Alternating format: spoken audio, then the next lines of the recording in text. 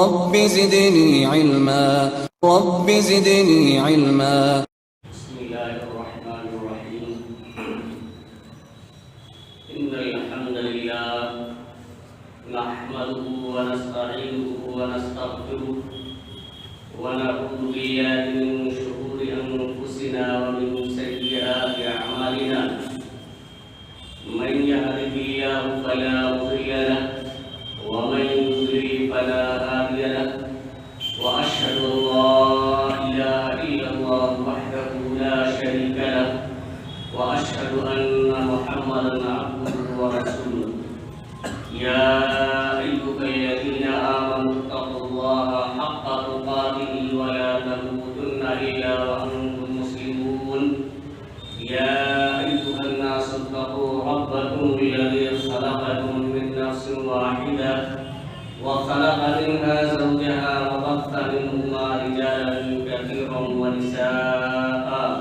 واتقوا الله الذي تساءلون به والأرحام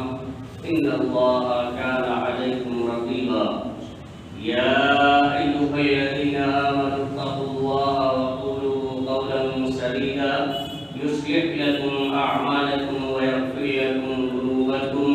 ومن يطع الله ورسوله فقد فاز فوزا عظيما. أما بعد فإن خير الحديث كتاب الله وخير الهدي هدي محمد صلى الله عليه وسلم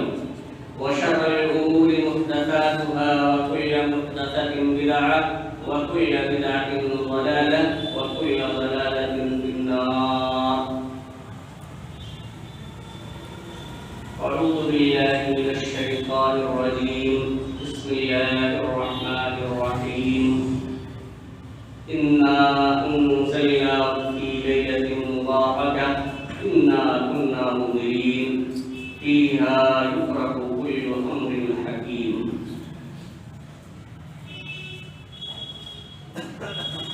معزز سامعین کرام، حاضرین جمعہ، قوم کے نوجوان ساتھیوں، عزیز بچوں اور میری ماں اور بہنوں، سب سے پہلے اللہ رب العالمین کے حمد و ثنا، عظمت و کبریائی بیان کرنے کے لائق اور زیبا ہے، جو قادر مطلق اور احکم الحاکمین ہے. بعدہ انگنت اور بے شمار درود و سلام نازل ہو نبی مکرم، رسول معظم، پیغمبر محتشم، خاتم الانبیاء، سید المرسلین جناب محمد رسول اللہ صلی اللہ علیہ وسلم پر، جن کی بیعت کو اللہ رب العالمین نے امت مسلمہ پر ایک عظیم احسان قرار دیا ہے. حاضرین گرامی، آج رجب کی 30ویں تاریخ ہے اور غروب شمس کے بعد انشاءاللہ شعبان کا مبارک مہینہ شروع ہو جائے گا. آج کے جمعہ کے خطبے میں شعبان کے تعلق سے کچھ باتیں میں آپ حضرات کے سامنے عرض کرنا چاہتا ہوں. اللہ رب العالمین سے دعا ہے کہ الہ العالمین ہمیں کتاب و سنت کی روشنی میں صحیح بات کہنے اور کما حق اس پر عمل کرنے کی توفیق عطا فرمائے. آمین. حاضرین گرامی، شعبان کے مہینے میں اللہ کے رسول صلی اللہ علیہ وسلم کا کیا عمل ہوتا تھا؟ اس مہینے میں اللہ کے رسول صلی اللہ علیہ وسلم خصوصیت کے ساتھ کون سی نفلی عبادت کرتے تھے، وہی عبادت ہمیں اور آپ کو بھی کرنا چاہیے، کیونکہ ہمارے بھی اسوہ اور نمونہ اللہ کے رسول صلی اللہ علیہ وسلم ہی ہیں. تو آپ صلی اللہ علیہ وسلم کا اس مہینے میں عمل یہ ہوتا تھا کہ آپ صلی اللہ علیہ وسلم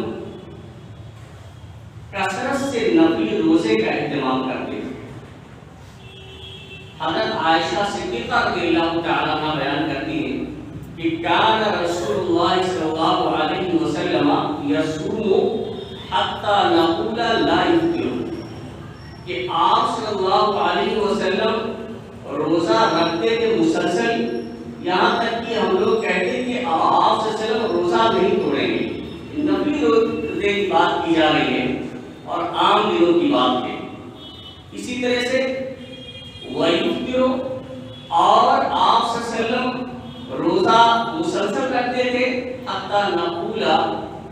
روزہ نہیں رکھتے تھے یعنی چھوڑ دیتے تھے، حتیٰ نقول لا یصوم، یہاں تک کہ ہم لوگ کہتے کہ آپ صلی اللہ علیہ وسلم اب روزہ ہی نہیں رکھیں گے۔ یعنی اس طرح سے کہ آپ صلی اللہ علیہ وسلم مسلسل روزے کا اہتمام کرتے اور کر مسلسل چھوڑ بھی دیتے۔ لیکن آگے بیان کرتی ہے کہ فَمَا رَأَيْتُ رَسُولَ اللَّهِ صلی اللہ علیہ وسلم اسْتَكْمَلَ صِيَامَ شَهْرٍ إِلَّا رَمَضَانَ،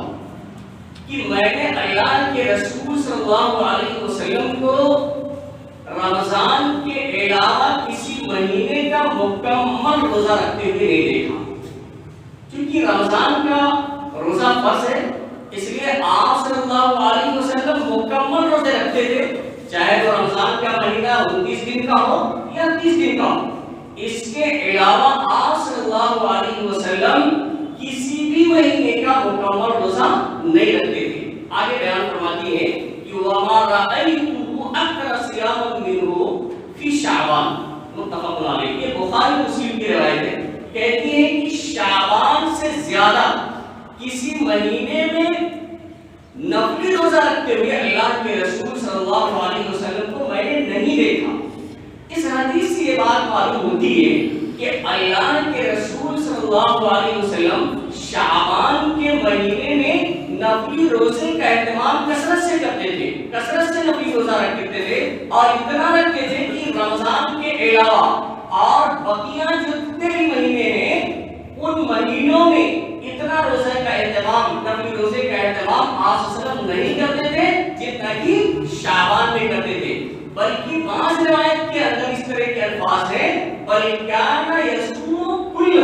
بلکہ آپ صلی اللہ علیہ وسلم پورے شعبان کا روزہ رکھتے تھے، لیکن یہاں کل، یہ اکثر کل کے تحت ہے، یعنی اکثر زیادہ تر ایام میں آپ صلی اللہ علیہ وسلم کا معمول یہی ہوتا تھا کہ آپ نفلی روزے کا اہتمام کرتے تھے۔ یہی عبادت خصوصیت کے ساتھ آپ صلی اللہ علیہ وسلم سے ثابت ہے، اور اس کی وجہ بھی آپ صلی اللہ علیہ وسلم نے بیان فرمائی کہ یہ آپ صلی اللہ علیہ وسلم رمضان شعبان کے مہینے میں خصوصیت کے ساتھ دوسرے مہینوں کے مقابلے میں کیوں روزہ رکھتے ہیں، اس کی وجہ بھی آپ صلی اللہ علیہ وسلم نے بیان فرمائی ہے۔ حضرت اسامہ بن زید رضی اللہ تعالیٰ عنہ نے اللہ کے رسول صلی اللہ علیہ وسلم سے پوچھا، سوال کیا، یہ نصر شریف کی روایت ہے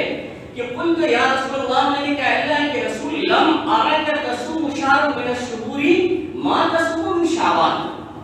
اسامہ بن زید رضی اللہ تعالیٰ عنہ کہتے ہیں کہ اللہ کے رسول صلی اللہ علیہ وسلم میں نے آپ کو شعبان کے مہینے میں جتنا روزہ رکھتے ہوئے نفلی دیکھا ہے اور دوسرے مہینوں میں نہیں دیکھا، یعنی اور دوسرے مہینوں میں اتنی کثرت کے ساتھ آپ نفلی روزے کا اہتمام نہیں کرتے ہیں جتنا کہ آپ شعبان میں کرتے ہیں۔ تو آخر کیا وجہ ہے کہ ظاہر سی بات ہے کہ ابھی شعبان کے بعد رمضان کا ایک مہینہ مسلسل روزہ رکھنا ہے، اسے چھوڑنا نہیں ہے، وہ روزے فرض ہے۔ اس کے باوجود آپ صلی اللہ علیہ وسلم جو اس سے پہلے والا مہینہ ہے اور اس میں کثرت کے ساتھ اپنی روزے کا اہتمام کرتے ہیں، تو اسامہ بن زید رضی اللہ تعالیٰ عنہ نے سوال کیا تو اللہ کے رسول صلی اللہ علیہ وسلم نے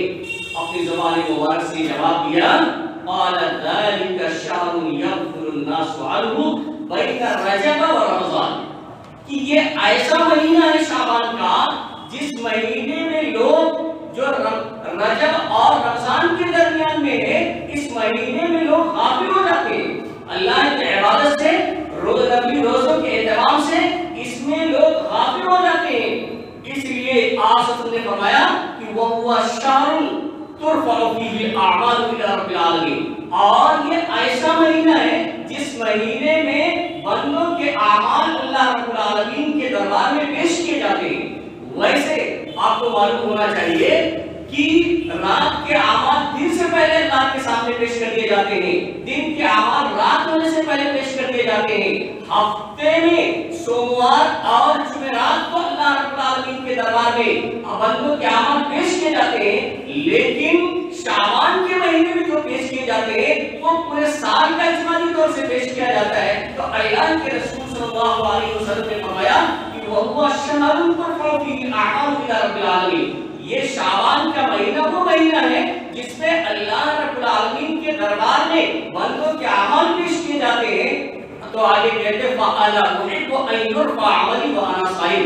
میں یہ چاہتا ہوں، میں یہ پسند کرتا ہوں جب اللہ رب العالمین کے دربار میں میرے اعمال پیش کیے جائیں تو اس وقت میں روزے کی حالت میں ہوں، میری خواہش یہی ہے، اس لیے میں کثرت سے روزہ رکھتا ہوں۔ اس لیے سامعین کرام، یہ آپ صلی اللہ علیہ وسلم کی سنت ہے، آپ صلی اللہ علیہ وسلم کا یہ طریقہ ہے، ہمیں اور آپ کو بھی اس مہینے میں کثرت سے نفلی روزے کا اہتمام کرنا چاہیے اور یہ یقین رکھنا چاہیے کہ ہمارے یہ اعمال اللہ رب العالمین کے سامنے پیش کیے جاتے ہیں۔ اس کے علاوہ اور بھی چیزیں 15 شعبان کے تعلق سے بیان کی جاتی ہیں، کچھ چیزوں کا ذکر میں آپ کے سامنے کرتا ہوں۔ تو ایک دو روایتیں صحیح ہیں اور ساری روایتوں کا حال یہ ہے یا تو ضعیف ہے یا موضوع اور منگڑت ہے۔ ایک بات یہ کی جاتی ہے قرآن مجید کی دلیل سے کہ شعبان کے مہینے میں جو 15ویں تاریخ ہے، 15 شعبان کی رات میں تمام بڑے بڑے کام جو سال میں انجام دیے جاتے ہیں ان تمام کاموں کے فیصلے کیے جاتے ہیں، اور قرآن مجید کی یہ آیت دلیل میں پیش کی جاتی ہے جو خطبہ مسنہ کے بعد میں نے آپ کے سامنے پڑھی ہے کہ اِنَّا أَنزَلْنَاهُ فِي لَيْلَةٍ مُبَارَكَةٍ إِنَّا كُنَّا مُنذِرِينَ فِيهَا يُفْرَقُ كُلُّ أَمْرٍ حَكِيمٍ۔ سورۃ دخان کی 3 اور 4 نمبر آیت کریمہ ہے، اس میں اللہ رب العالمین فرماتے ہیں اِنَّا أَنزَلْنَاهُ فِي لَيْلَةٍ مُبَارَكَةٍ، ہم نے اس قرآن مجید کو بابرکت رات میں نازل فرمایا ہے، یعنی لوح محفوظ سے بیت العزت میں ایک ہی بار میں جو کہ سوائے دنیا پر ہے، آسمان دنیا پر ہے، اس میں ایک بار کے اللہ رب العالمین نے نازل فرمایا ہے۔ اس کا ذکر اللہ رب العالمین نے یہاں کیا ہے کہ ہم نے اس قرآن کو بابرکت رات میں نازل فرمایا ہے، اِنَّا كُنَّا مُنذِرِينَ، ہم ڈرانے والے ہیں، فِيهَا يُفْرَقُ كُلُّ أَمْرٍ حَكِيمٍ، اور اس رات میں جس میں ہم نے اس قرآن کا نزول فرمایا ہے، اسے نازل کیا ہے، اس میں تمام مضبوط کام، ہر محکم شان کام کے ساتھ انجام دیے جاتے ہیں، فیصلے کیے جاتے ہیں، یہ اللہ رب العالمین نے ذکر کیا ہے۔ اسی آیت کو دلیل بنا کر کے کہ یہ 15 شعبان کی رات ہے جسے شب برات کہا جاتا ہے، لیکن اس کے لیے دلیل ہونا چاہیے۔ قرآن مجید کی اس آیت کی تفسیر یا تو کسی آیت سے کی جائے یا احادیث صحیحہ سے کی جائے، تب بات واضح ہوگی کہ اس سے مراد کون سی رات ہے۔ دیکھیں اس آیت کریمہ کے اندر اللہ رب العالمین نے صرف اس بات کا ذکر کیا ہے کہ وہ رات بابرکت ہے، کسی مہینے کا ذکر نہیں کیا ہے، کسی مہینے کی تاریخ کا ذکر نہیں کیا ہے۔ لیکن جب ہم سورہ بقرہ کی آیت کا مطالعہ کرتے ہیں کہ شہر رمضان الذی انزل فیہ القرآن، کہ رمضان ہی کا وہ مہینہ ہے جس میں قرآن مجید کا نزول ہوا ہے، یعنی قرآن مجید رمضان کے مہینے میں نازل کیا گیا ہے، یہ دونوں آیتیں جب سامنے رکھتے ہیں تو یہ بات واضح ہو جاتی ہے کہ وہ بابرکت رات جس میں اللہ رب العالمین نے قرآن مجید کا نزول فرمایا ہے، جو فیصلے والی رات ہے، وہ رمضان کے مہینے میں ہوگی، کیونکہ رمضان کے مہینے میں ہی اللہ رب العالمین نے قرآن مجید کو نازل فرمایا ہے۔ اور ایک تیسری آیت جب پڑھتے ہیں سورہ قدر کی جو 30ویں پارے کی سورہ ہے، اِنَّا أَنزَلْنَاهُ فِي لَيْلَةِ الْقَدْرِ، ہم نے اس قرآن کو لیلۃ القدر میں، شب قدر میں نازل کیا ہے۔ اب یہ تینوں آیتیں جب آپ سامنے رکھیں تو بات واضح ہو جاتی ہے کہ لیلۃ مبارکہ سے یعنی بابرکت رات سے مراد لیلۃ القدر ہے، شب قدر ہے جو رمضان کے مہینے میں آتی ہے۔ لہذا اس آیت کے ذریعے سورۃ دخان کی یہ دلیل بنانا کہ شب برات یعنی 15 شعبان کی رات یہ فیصلے کی رات ہے، یہ قطعاً جائز اور درست نہیں ہو سکتا ہے۔ لیلۃ مبارکہ سے یعنی بابرکت رات سے مراد لیلۃ القدر یعنی شب قدر ہے جو رمضان المبارک کے مہینے میں آتی ہے۔ اسی طرح سے اور بھی اس مہینے کے تعلق سے بعض روایتیں ہیں، جیسے کہا جاتا ہے شعبان الشہری، کہ اللہ کے رسول نے فرمایا شعبان میرا مہینہ ہے روایت موضوع و منگڑت ہے، اسی طرح سے جس روایت میں اس بات کا ذکر ہے کہ 15 شعبان کی رات میں اللہ رب العالمین بدکر کے بکریوں کے بال کے برابر لوگوں کی مغفرت فرماتا ہے، یہ روایت بھی ضعیف ہے۔ اسی طرح سے جس حدیث میں اس بات کا ذکر کیا جاتا ہے کہ 15 شعبان کی رات میں قیام کرو اور دن میں روزہ رکھو، یہ روایت بھی موضوع اور منگڑت ہے۔ اسی طرح سے 14 رکعت نماز پڑھنے کا ذکر کیا جاتا ہے، یا صلاۃ الخفیہ ہزاری نماز 100 رکعت نماز والی جو روایتیں بیان کی جاتی ہیں، جن کا آپ دیکھیں گے کہ کہیں سے یا آج ہی شروع ہو گیا اور سب وغیرہ پہ آپ دیکھیں گے دنیا بھر کے فضائل بیان کیے جاتے ہیں، یہ روایت بھی موضوع اور منگڑت ہے، اس پر عمل کرنا کسی طریقے سے جائز نہیں ہو سکتا ہے، درست نہیں ہو سکتا ہے۔ جو روایت صحیح ہے وہ روایت یہ ہے، اسے بھی آپ کو دیکھ لینا چاہیے کہ اللہ کے رسول صلی اللہ علیہ وسلم فرماتے ہیں کہ یطلع اللہ تبارک و تعالی الی خلقہ لیلۃ النصف من شعبان فیغفر لجمیع خلقہ الا لمشرک او مشاہد۔ یہ طبرانی، ابن حبان، بیہقی وغیرہ میں روایت موجود ہے۔ راوی حدیث معاذ بن جبل رضی اللہ تعالیٰ عنہ بیان فرماتے ہیں کہ اللہ تبارک و تعالی 15 شعبان کی رات میں 15 شعبان کی رات میں اپنے مخلوق کی طرف بنظر رحمت دیکھتا ہے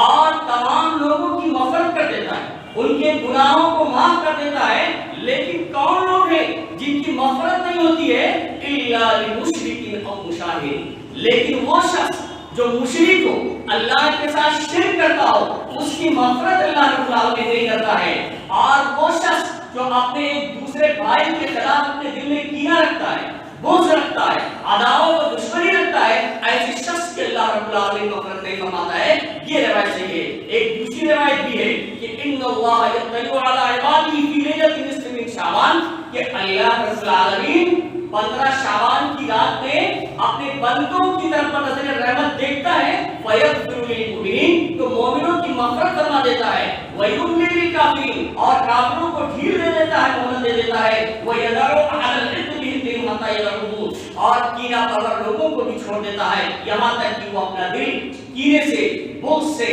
عناد سے، دشمنی سے پاک کر لے۔ یہ روایت سے اس سے صرف یہ بات معلوم ہوتی ہے کہ اللہ رب العالمین اس رات میں جو لوگ موحد ہوتے ہیں، جو مومن ہوتے ہیں، جو مشرک نہیں ہوتے ہیں اور جن کے دل میں اپنے بھائیوں کے خلاف کینہ نہیں ہوتا ہے، اور ان لوگوں کی مغفرت اللہ رب العالمین فرما دیتا ہے۔ تو یہ صرف اسی رات کے ساتھ خاص نہیں ہے، بلکہ اور بھی روایتیں موجود ہیں۔ حضرت ابو ہریرہ رضی اللہ تعالیٰ عنہ کہتے ہیں کہ تفتح ابواب الجنت یوم الاثنین و یوم الخمیس، کہ اللہ رب العالمین کے حکم سے جنت کے دروازے سوموار کے دن اور جمعرات کو کھولے جاتے ہیں، فیغفر لکل عبد لا یشرک باللہ شیئا، اور تو اس بندے کی مغفرت کر دی جاتی ہے جو اللہ کے ساتھ کسی چیز کو شریک نہیں کرتا ہے، الا رجلا کان بینہ و بین اخیہ شانہ، لیکن وہ آدمی جس کے اور اس کے بھائی کے درمیان دشمنی ہو، عناد ہو، بہت زیادہ عداوت و دشمنی ہو، تو ایسے شخص کے اللہ رب العالمین مغفرت نہیں کرتا، بلکہ فیقال کہا جاتا ہے کہ انظروا ہذین حتی یشتریان، یہ 3 مرتبہ کہا جاتا ہے ان دونوں کو مہلت دے دیجئے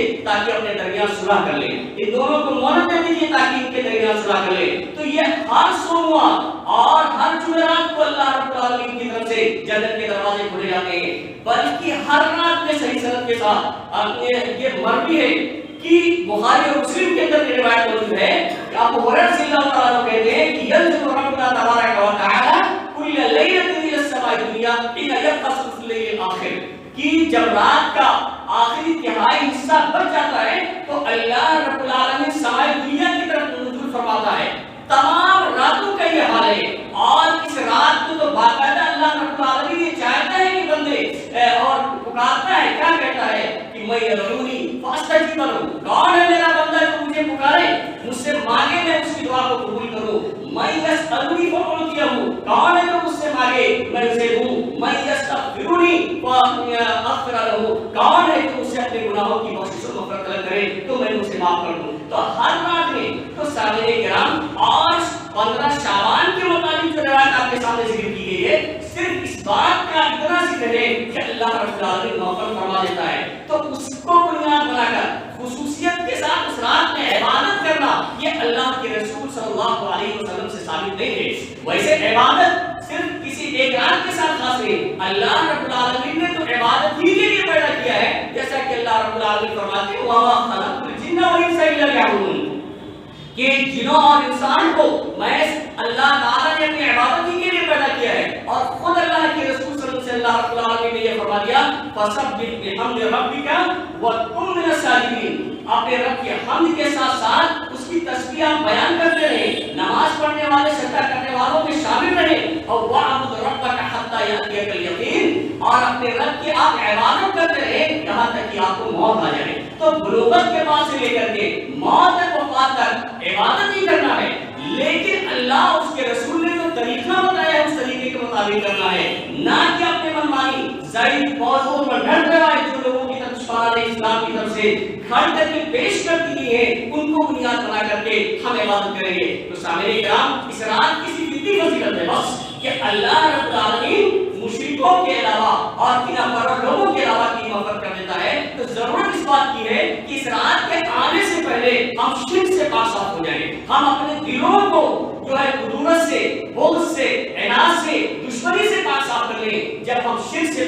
صاف ہو جائیں گے اور عداوت سے پاک صاف ہو جائیں گے، آپسی اختلاف کو ختم کر دیں گے، تو اس رات میں اللہ رب العالمین جو مغفرت فرماتا ہے اور جو خوشنصیب نصیب لوگوں کا ذکر کیا جاتا ہے ہم ان میں شامل ہو سکتے ہیں۔ اور بھی بہت سی چیزیں کی جاتی ہیں سامعین کرام جس کا کوئی ثبوت نہیں۔ آپ دیکھیں 15 شعبان شروع ہوتے ہی آتش بازی کی جانے لگتی ہے، شعبان شروع ہوتے ہی مسجد وغیرہ کے ممبروں اور محراب پہ کمکمے لگائے جانے لگتے ہیں، قبروں کی زیارت کی جاتی ہے اور چراغاں کیا جاتا ہے۔ ان تمام چیزوں کا کہیں کوئی ثبوت نہیں ہے۔ اسلام میں اس طرح کا تیوہار منانے کا کوئی ثبوت ہی نہیں ہے کہ آتش بازی کی جائے، گولے ڈالے جائیں اور اسی طرح سے چراغاں کیا جائے، قبروں کی پہ جا کر کے موم بتی وغیرہ جلایا جائے، اس کا کہیں کوئی ثبوت نہیں ہے۔ یہ چراغاں کرنا، کمکمے لگانا، یہ تمام چیزیں فضول خرچی میں آتی ہیں۔ وہ مالک کا بھی اللہ رب العالمین کیا حساب دینا ہوگا۔ ایسا نہیں ہے کہ ہم نے اپنی محنت سے مال کمایا ہے تو ہم کو اختیار ہے جہاں چاہے خرچ کر دیں، اس کا اختیار نہیں دیا گیا ہے، بلکہ مال قیامت کے دن جو سوال اللہ رب العالمین کے ہم 5 سوال کیے جائیں گے ان میں سے 2 سوال تو صرف مال کے بارے میں کیا جائے گا کہ مال کہاں سے کمایا ہے اور کہاں خرچ کیا ہے۔ مال میں غریبوں کا حق ہے، مسکینوں کا حق ہے، مسافروں کا حق ہے، دعاؤں کا حق ہے، تو ان کا حق ادا کرنا ضروری ہے، نہ کہ لائق خرچ کیا جائے۔ بتایا اللہ رب العالمین فرماتے ہیں وَآتِ ذَا الْقُرْبَى حَقَّهُ وَالْمِسْكِينَ وَابْنَ السَّبِيلِ وَلَا تُبَذِّرْ تَبْذِيرًا۔ کیا اللہ رب العالمین فرماتے ہیں کہ اپنے رشتہ دار صاف طور سے اللہ رب العالمین فرمایا وَآتِ ذَا الْقُرْبَى حَقَّهُ، قرابت دار رشتہ داروں کے حقوق کو ادا کرو، اور والمسکین مسکینوں کے حقوق کو ادا کرو، وابن السبیل مسافروں کے حقوق کو ادا کرو، ولا تبذر تبذیرا فضول خرچی سے، اسراف سے بچو۔ اور یہ آتش بازی، یہ گولے ڈالنا، یہ تمام چیزیں یہ فضول خرچی ہے، یہ لایانی ہے۔ یہی سب ہم لایانی خرچ کر کے جو ہمارے رشتہ داروں کے حقوق ہیں، جو غریبوں کے حقوق ہیں، جو یتیموں کے حقوق ہیں، جو مسکینوں کے حقوق ہیں، وہ فوت ہو جاتے ہیں، انہیں ہم ادا نہیں کر پاتے ہیں اور فضول خرچی میں مبتلا ہو جاتے ہیں۔ آج اللہ رب العالمین فرماتے ہیں ان المبذرین کانوا اخوان الشیاطین، کہ فضول خرچی کرنے والے یہ شیطان کے بھائی ہیں۔ آپ بتائیے، میری اپنی بات نہیں، اللہ رب العالمین فرماتا ہے کہ جو لوگ اسراف سے کام لیتے ہیں، فضول خرچی کرتے ہیں، وہ شیطان کے بھائی ہیں۔ اور شیطان کے بارے میں اللہ رب العالمین نے آگے واضح وضاحت کی کہ وَكَانَ الشَّيْطَانُ لِرَبِّهِ كَفُورًا، شیطان اپنے رب کا بڑا ناشکرا ہے۔ تو سامعین کرام، ہمیں فضول خرچی کر کے شیطان کی مشابہت نہیں اختیار کرنی چاہیے، اس سے رشتہ داری نہیں بنانی چاہیے، اور اسی طرح سے قبروں پہ چراغاں کیا جانے لگتا ہے۔ بتائیے اللہ کے رسول صلی اللہ علیہ وسلم نے فرمایا کہ لعن رسول اللہ صلی اللہ علیہ وسلم زائرات القبور والمتخذین علیہ المساجد والسرج، کہ اللہ کے رسول صلی اللہ علیہ وسلم نے لعنت فرمائی ہے قبر کی زیارت کرنے والی عورتوں، اس پر مسجد بنانے والے لوگوں پر اور چراغاں کرنے والے لوگوں پر۔ آپ بتائیے جن اعمال پر اللہ کے رسول صلی اللہ علیہ وسلم نے لعنت بھیجی ہے، جن اعمال پر اللہ کے رسول صلی اللہ علیہ وسلم نے لعنت فرمائی ہے، وہ اعمال جائز کیسے ہو سکتے ہیں، وہ اعمال درست کیسے ہو سکتے ہیں؟ یہی نہیں، اس کے علاوہ بھی یہ مہینہ شروع ہوتا ہے 15 शाबान आता है तो मालूम नहीं किस खुशी में लोग हलवा खोरी में मुबतला होते हैं, यानी हलवा बनाया जाता है, खाया जाता है। हलवा जायज चीज है, आप जायज में प्लेट डालेंगे और खाएंगे, जायज है, लेकिन किस वक्त खाना है, क्या किस वजह से खाया जाना है, उसका सबूत है कि नहीं सबूत है। ये इसकी एक दलील ये दी जाती है कि अल्लाह के रसूल सल्लल्लाहु अलैहि वसल्लम के दंदाने मुबारक गज़व उहद में शहीद हो गए थे, इस वजह से आप सल्लल्लाहु अलैहि वसल्लम ने हलवा खाया था, तो हलवा खाया जा रहा है। गौर कीजिए कि यह गज़वा कब हुआ था? 6 शव्वाल सन 3 हिजरी में, शव्वाल 3 हिजरी में हुआ था, और आप 15 शाबान को खा रहे हैं। 1 महीना 21 दिन पहले ही हलवा खा लिया, 1 महीना पहले ही। और इस बात का सबूत भी होना चाहिए कि अल्लाह के रसूल सल्लल्लाहु अलैहि वसल्लम ने इस मौके पर हलवा खाया था कि नहीं खाया था। एक तो तारीख, कम से कम हलवा खाना ही था, तो तारीख तो सही मालूम करनी चाहिए कि किस तारीख को अल्लाह के रसूल सल्लल्लाहु अलैहि वसल्लम के दरबार मुबारक शरीफ हुए थे। और एक दलील ये भी लोग बयान करते हैं कि हज़रत उवैस करनी रहमतुल्लाह, जो कि मुस्तजाबुद दावत थे, अल्लाह के रसूल सल्लल्लाहु अलैहि वसल्लम ने इनके बारे में हज़रत उमर रज़ियल्लाहु तआला अन्हु से कहा कि वो जब आएंगे तो अपने लिए दुआ करवा लेना। ये मुस्तजाबुद दावत थे, बड़े नेक और साले बंदे अल्लाह के थे। तो उनके बारे में बयान किया जाता है कि जब उन्होंने सुना कि अल्लाह के रसूल सल्लल्लाहु अलैहि वसल्लम के दरबार मुबारक शहीद हो गए थे गज़व उहद में, तो उन्होंने अपने सारे दांत तोड़ लिए और उसके बाद उन्होंने हलवा खाया, इसलिए हलवा खाया जाता है। तो सामने किराम, इसका भी सबूत होना चाहिए किसी सही तरह से कि इन्होंने ऐसा किया था कि नहीं किया था। अगर और भी फर्ज मान भी लिया जाए कि उन्होंने हलवा खाया था, तो सिर्फ हलवा नहीं खाया था, पहले दांत शहीद किए थे सारे के सारे दांत, उसके बाद हलवा खाया था। तो सुन्नत सही तरीके से पूरी सुन्नत अदा होनी चाहिए, ना कि अल्लाह के रसूल सल्लल्लाहु अलैहि वसल्लम की सुन्नत सिर्फ खाने तक महदूद रहनी चाहिए। सिर्फ आप सल्लल्लाहु अलैहि वसल्लम की मोहब्बत सिर्फ खाने तक ही महदूद रह गई है हम मुसलमानों के अंदर, वरना अगर हकीकत में कोई इस मोहब्बत में खा रहा है हलवा कि आप सल्लल्लाहु अलैहि वसल्लम ने खाया या वो इस नबी रहमतुल्लाह ने खाया अपनी दांत को शहीद करके, तो अपनी दांत को नहीं शहीद करना, लेकिन दीन को एक मजाक बना दिया है लोगों ने, और उल्टी सीधी मनगढ़ंत रवायात पर अमल करके जहां अपना फायदा होता है उसी पर अमल करने की कोशिश करता है। तो सामने किराम, ये तमाम चीजें लौक हैं, फजूल है, इनका किसी तरह से कोई सबूत नहीं है कुरान हदीस के अंदर। सिर्फ इतनी सी बात मालूम होती है कि आप सल्लल्लाहु अलैहि वसल्लम ने इस शाबान के महीने में कसरत से रोजा रखा है, और उसकी वजह आप सल्लल्लाहु अलैहि वसल्लम ने ये बयान फरमाई है कि इस महीने में अल्लाह रब्बुल आलमीन के दरबार में ये अमाल पेश किए जाते हैं, और मेरी चाहत ये है कि जब मेरे अमाल अल्लाह रब्बुल आलमीन के दरबार में पेश किए जाएं तो मैं रोजे की हालत में हूँ, इसलिए मैं कसरत के साथ रोजा रखता हूँ। तो इसी नीयत के साथ हमें और आपको भी इस महीने में कसरत के साथ रोजे का इत्तेमाम करना चाहिए, और इसके अलावा कोई इबादत आप सल्लल्लाहु अलैहि वसल्लम से खुसूसियत के साथ साबित नहीं है। अल्लाह तबारक व तआला से दुआ है कि इलाहा आमीन हमें किताब और सुन्नत के मुताबिक जिंदगी गुजारने की तौफीक अता फरमाए।